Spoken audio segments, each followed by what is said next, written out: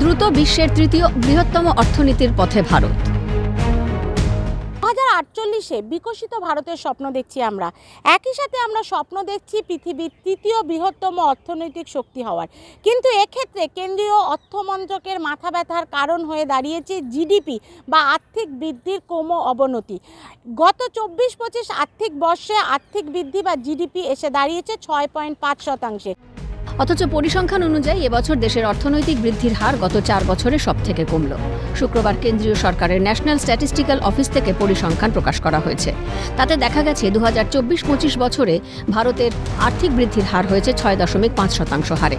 2023-24 অর্থবর্ষে জিডিপির গতি 9.2% ছিল।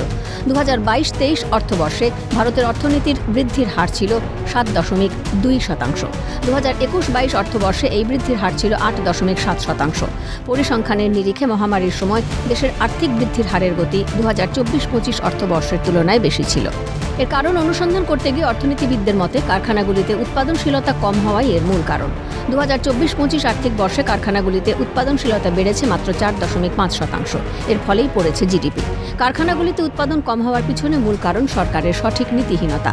জেএনইউর প্রাক্তন অর্থনীতির অধ্যাপক বিশ্বজিৎ ধর বলেন, কারণ বিকশিত ভারত করতে গেলে অর্থনীতিবিদরা বলছেন যে 2 দশক ধরে জিডিপি 8%-এর আশেপাশে থাকা উচিত। কিন্তু কারখানার উৎপাদনশীলতা কেন কমে যাচ্ছে? এর কারণ হিসাবে উঠে আসছে সরকারের একাধিক পলিসি নিয়ে সমস্যা।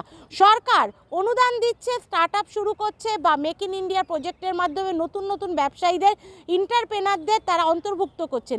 কিন্তু তাদের যে অর্থনৈতিক সাহায্য দেওয়া হচ্ছে সেই সাহায্য আদৌ কোথায় যাচ্ছে? সেই সাহায্যের মাধ্যমে তারা কি কর্মসংস্থান তৈরি করছেন? মানুষের হাতে টাকা দেওয়া, চাকরি দেওয়াটা সবচেয়ে বড় দরকার এখন। আর সেটা যদি না করা হয়, আর সেটা করা হচ্ছে না, তার ফলে হবে কি যে আমাদের মানে গ্রোথটা হবে না।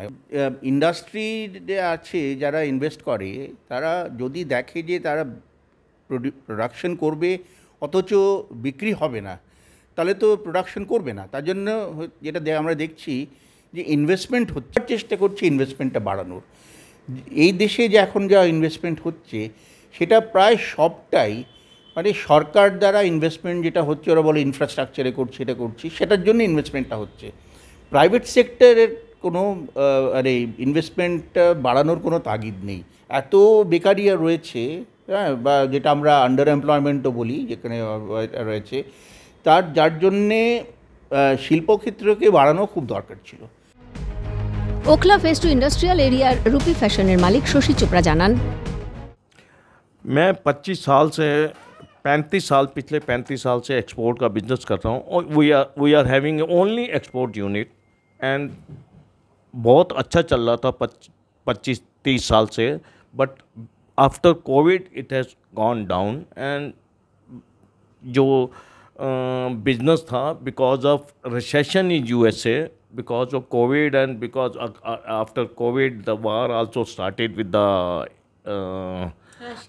रशिया एंड यूक्रेन वाली, एंड उसकी वजह से काफ़ी यूएसए में रिसेशन है, जिसकी वजह से बिजनेस में ऑलमोस्ट 50% कमी आ गई है, जिसकी वजह से जीडीपी या जो भी आपकी हिंदुस्तान की प्रॉब्लम है वो स्टिल बिकॉज यही है कि फैक्ट्रियाँ मैन्युफैक्चरिंग काफ़ी कम हो रही है और फैक्ट्रियों की प्रोडक्शन कम होने की वजह से वो सेल या जो भी प्रॉफिट जो भी नहीं हो पा रहे हैं, जिसकी वजह से यहाँ पे जीडीपी कम रहेगी जब तक प्रोडक्शन ऊपर नहीं लाएंगे। কোভিডের পর থেকে পরপর 4 বছর প্রোডাকশান কিন্তু ভীষণভাবে কমে গেছে, প্রায় 50% প্রোডাকশান কমে গেছে। কারণ হিসাবে তারা যেটা বলছেন যে এই যে সাধারণ মানুষের ক্রয় ক্ষমতা কমছে, একই সাথে তারা মূলত এক্সপোর্ট করেন এবং সেক্ষেত্রেও কিন্তু রাশিয়া ইউক্রেন যুদ্ধ, কোভিড, এই সমস্ত কারণে এক্সপোর্টও তাদের ভীষণভাবে কমে গিয়েছে। কোভিড के पहले जितना प्रोडक्शन था आपके कंपनी में अभी कितने से कम है या ज़्यादा? उससे कम है मैम अभी। क्यों कम हो रहा है, क्या लगता है? आप इतना दिन का तजुर्बा है। तो एक तो काम भी कम आगे हो गया है, कोविड से काफ़ी काम कम हो गया है, उसके बाद लेबर की भी प्रॉब्लम है काफ़ी ज़्यादा। ये मैम कोविड के पहले यहाँ पे जितने लोग काम करते थे अभी वही है या कम हो गया? नहीं, कम हो गया।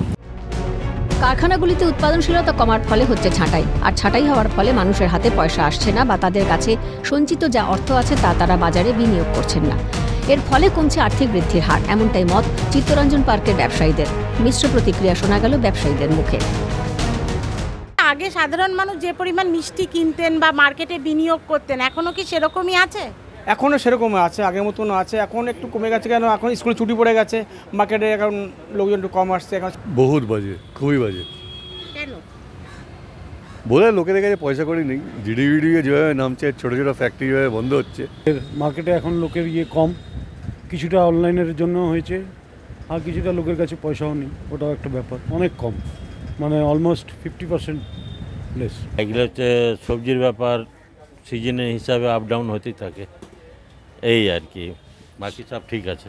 যে আগের মতন তো নেই, কিন্তু এই কোভিডের পরের থেকে একটু অসুবিধা ছিল, কিন্তু এখন মোটামুটি স্বাভাবিক নর্মালি চলছে, কোনো অসুবিধা নেই আমাদের।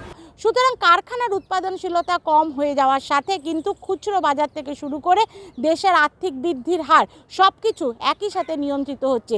এই মুহূর্তে দরকার সরকারের একটা সুনির্দিষ্ট নীতি, যাতে যে কারখানাগুলি ধুঁকছে বা বন্ধ হয়ে যাচ্ছে তারা যাতে অর্থনৈতিকভাবে ঘুরে দাঁড়াতে পারে, এবং বিশেষ করে বিদেশের সাথে ব্যবসার ক্ষেত্রেও কিন্তু সরকারের সুনির্দিষ্ট নীতি প্রয়োজন বলে মনে করছেন ইন্ডাস্ট্রিয়ালিস্টরা এবং অর্থনীতিবিদরা।